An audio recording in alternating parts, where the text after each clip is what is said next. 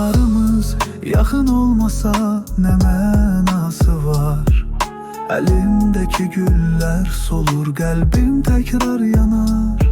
Ben qəlb buludlarına gözyaşı tökərəm, o susuzdur.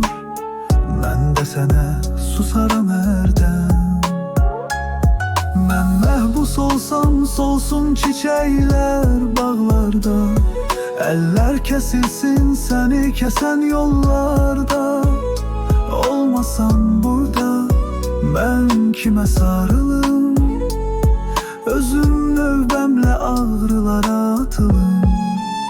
Ellerim senin elinden tutmayanda ne edebilir? Həsrət axır, yükü ağır, sevgi sərsəm gəzər. Gözlerin yazdırır mənə qəm dolu şeirleri.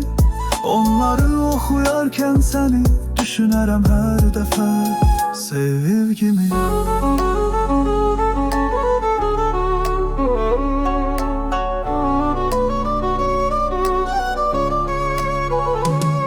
Gözlerim senin gözüne bakmasa necə dayansın? Bu şehir karanlık, yollarım tamam sarsın.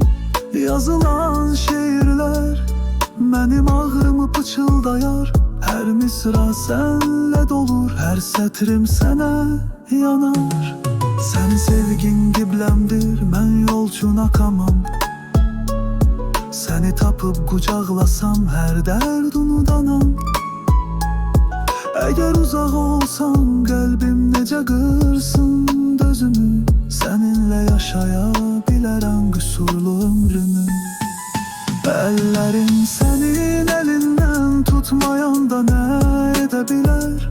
Həsrət axır, yükü ağır, sevgi sərsəm gəzər.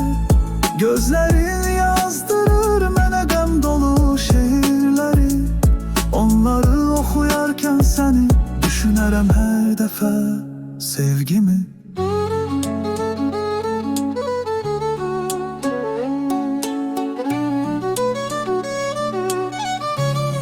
Yollarımız yakın olmasa elimdeki güllerin ne xeyri var? Məndə qəlb bulutları gözyaşı ile sulansın, o susuzdur. Mən də sizə susamışam, mən məhbus olsam solsun.